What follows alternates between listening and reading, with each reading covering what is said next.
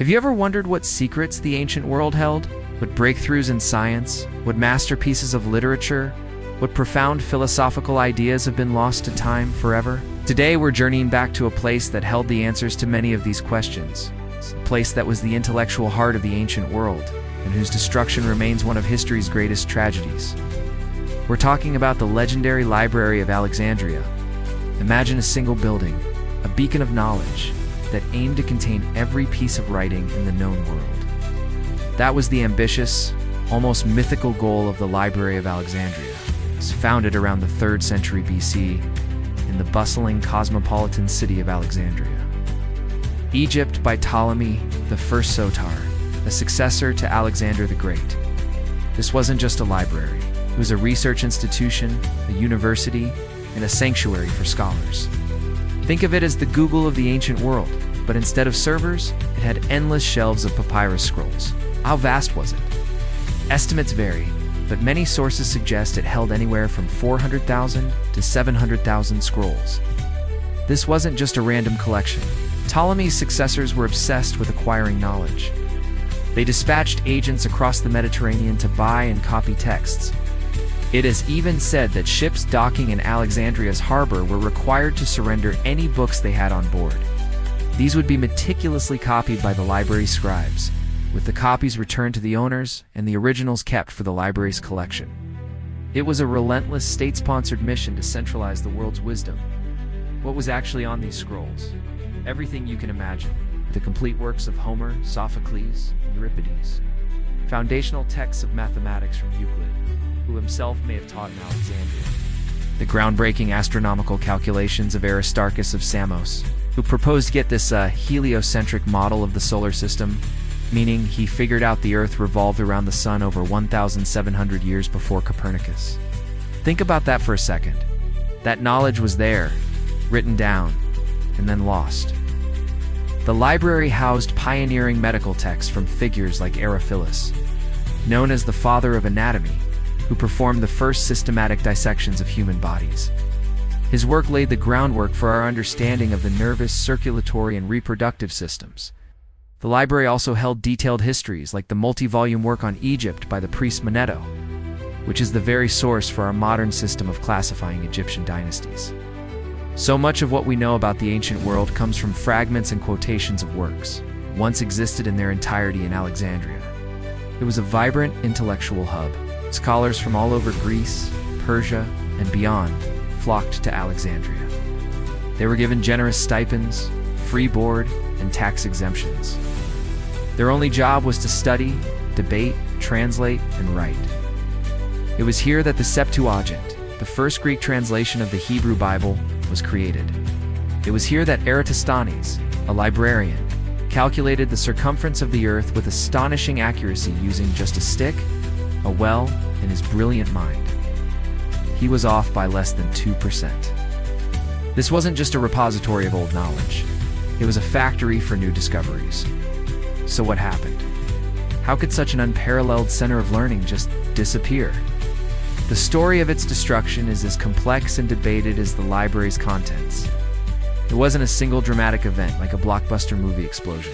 Instead, it was a slow, painful death by 1,000 cuts, a gradual decline over centuries. The first major blow is often, and somewhat controversially, attributed to Julius Caesar. In 48 BC, while pursuing his rival Pompey in Egypt, Caesar found himself besieged in the city.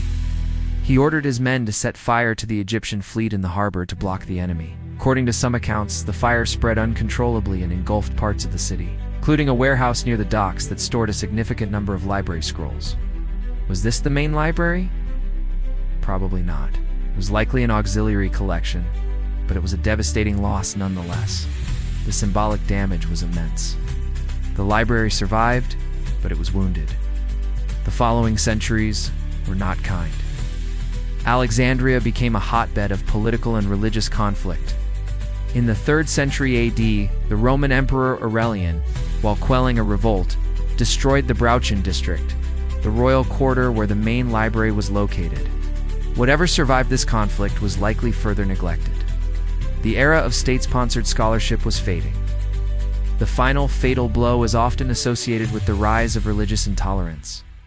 In 391 AD, Theophilus, the Bishop of Alexandria, a fervent Christian, was granted permission by the Roman emperor to destroy a pagan temple, the Serapeum. This magnificent temple housed a daughter library, a secondary collection that had become the main intellectual center after the decline of the original building. A zealous mob, incited by Theophilus, descended on the Serapeum, leveling the temple and with it, its priceless collection of scrolls. It was a tragic act of cultural vandalism, where knowledge was seen as a threat to faith. By the time the Arab conquest of Egypt occurred in the 7th century, it's likely there was very little left of the great library to destroy. The famous story of the Caliph ordering the scrolls to be used as fuel for the city's bathhouses is now considered by most historians to be a myth. A piece of political propaganda written centuries later. The sad truth is, the library had already bled out long before. So what did we truly lose? We can only speculate, and it's a heartbreaking exercise. We lost complete plays from Athenian dramatists, of which we now only have titles. We lost detailed histories of empires like Persia and Carthage, which we now only know through the biased lens of their Roman and Greek rivals. Imagine reading the story of the Punic Wars from Hannibal's perspective, not just Rome's.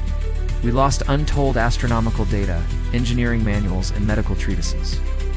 How much further along would our scientific understanding be if we had to rediscover what the ancients already knew? Could Aristarchus's heliocentric model, if it had survived and been studied, have kick-started the scientific revolution 1,000 years early? We'll never know.